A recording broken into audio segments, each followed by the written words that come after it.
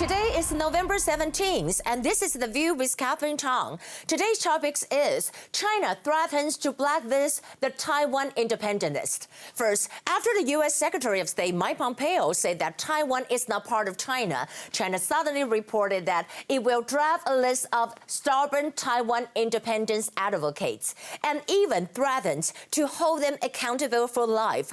I think this approach is basically the so-called Taiwanese version of Hong Kong national security law. Just like China implemented Hong Kong national security law and classified Hong Kong's independence as a felony, now China wants to do the same to Taiwan and saying that Taiwan's independence is a serious crime. But it is ridiculous because China forgets that Hong Kong belongs to China but Taiwan doesn't. How can China control Taiwan and set the laws on Taiwan? And China's so-called stubborn Taiwan independence advocates list, 台独顽固名单, is just a farce. Here are some points. First, let's look at the map. We know that here are some breaking news today. We're talking about one of the IT workers that work in Dominion accused today that she saw in her 24-hour shift all the ballots went to Joe Biden, not a single one went to President Trump. But are there any proof for further election fraud? Will Trump file a lawsuit against Dominion? It becomes a focus today. On the other hand, Georgia, we know that over here, Georgia just found 2,600 uncounted ballots. Among them, 800 were for Trump. But officials said that it will not change the result in Georgia. And Trump is still fighting. He tweeted yesterday that another vaccine just announced, and this time Moldova, and 95% effective. He emphasized that all these took place on his watch. However, Joe Biden blamed Trump for delaying the transition, and he said that if we have to wait until January 20th to start that planning, more people may die if we don't coordinate.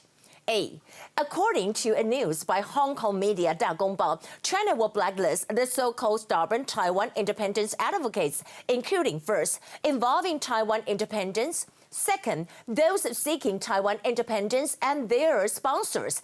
And China's media Global Times said that we know that Taiwan Premier Su Tseng is one of the blacklists. But Premier Su responded and said that, here I quote, it is my honor to fight for Taiwan. I will defend this country and protect the people and not yield to China's mighty power.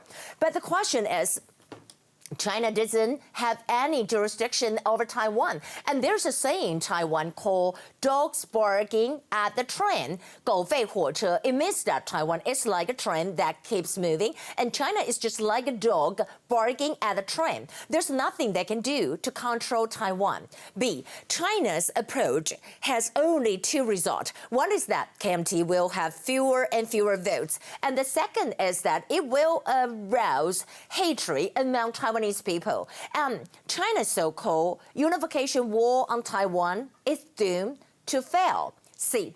In addition, China's official media, Global Times, cited the reports from some Taiwan media and stating that Taiwanese people are anxious about not joining the RCEP. In fact, this is not true. We know that Taiwanese people know that if we want to join the RCEP, then Taiwan must accept China's prerequisite of one country, two systems. And that is Taiwan people cannot accept because Taiwan is a sovereign and independent country, and Taiwan is not a province of China. In fact, this issue also embarrassed the KMT because the KMT has reported, kind of asked the Taiwanese government to join the RCEP. However, they dare not declare their position whether they accept the China's one country, two system or not. Why? Because including former President Ma, anyone who dared to say that he or she accepts one country, two system, it will be the end of their political life. Here are the top stories. Today, we have two confirmed cases. They are all imported cases, and they are Taiwanese returned from Myanmar and Indonesia. First, I want to talk about the U.S.-Taiwan trade talk. Taiwan Deputy Economic Minister has to the U.S. for a trade dialogue and economic prosperity partnership dialogue will be held on November 20th, 9 p.m. Taipei time. And also, we're talking about that. The dialogue will address critical issues, including secure supply chains, the clean network and 5G security, semiconductor infrastructure development, health security, and science and technology cooperations. Taiwan Minister of Foreign Affairs Joseph Wu said that both sides are negotiating intensely to kind of pave the way for the MOU at the end of the talks. As to the issue of lifting the ban on U.S. pork, MOFA said that U.S. pork policy won't change while facing U.S. presidential election. MOFA's Deputy Minister Harry Zeng Horen answered the interpellation at the legislative yesterday, and he said that the government is on the right track regarding Taiwan-U.S. relations and has no plans to alter policies while the U.S. is facing a transfer of political power. On the other hand, Taiwan envoy reiterates Taiwan's importance of the international community on Twitter. We know that Taiwan representative to the U.S. Xiao Meiqing tweeted that Taiwan is the future of Asia Pacific, not China. As to the RCEP, we know that Taiwan Premier responded to the issue. Premier Su Chang said today, and he said that the RCEP won't affect Taiwan's economy that much. In fact, the economy and trade exchanges between Taiwan and the U.S. reached to more than 2,430 billion Taiwan dollars, and U.S. businessmen invest more than 700 billion NT dollars in Taiwan. And this is also why we are strengthening Taiwan-U.S. economic and trade relations. For the U.S. presidential election, let's talk about it. We know that there's the conspiracy theory of Dominion and Democratic parties stole the 2020 U.S. presidential election really exists. Today's breaking news is that we know that whistleblower finally appear. According to Detroit IT worker Melissa Caron, and told the news media Trending Politics that she said, I saw ballots marked for Biden during the entire 24-hour shift, not a single ballot for President Trump, and I saw poll workers duplicating ballots while changing the votes on others, stealing results in the open. Why, talking about White House Press Secretary McEnany told Fox News that they were consistently misrepresenting their opinion and changing deadlines, designing a system to prop up Democrats and Joe Biden.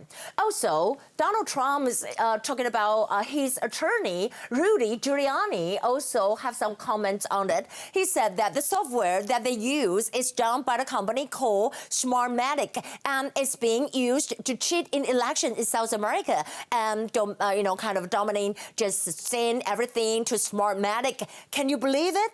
Our votes are sent overseas. Well, actually, I want to ask the same question. Do you believe that? Dominion Vice President Eric once said at the Antifa meeting in September that Trump won't win the election. Eric Comer said that, don't worry, Donald Trump won't win, but I will be sure miss him when he's gone. It's really weird. How come he know that in September? Well, in the end, I want to share with you that Donald Trump makes a big move toward China today. According to Reuters, Trump pushes headline and talking about the hardline China policy. And it said that the Trump administration has signaled its intention to continue efforts to beef up restrictions on China. Stewart appointment is expected to be used to reinforce the tougher policy against China. So we can talk about that. That will be the view for today. This is Catherine, and I'll see you tomorrow. Bye.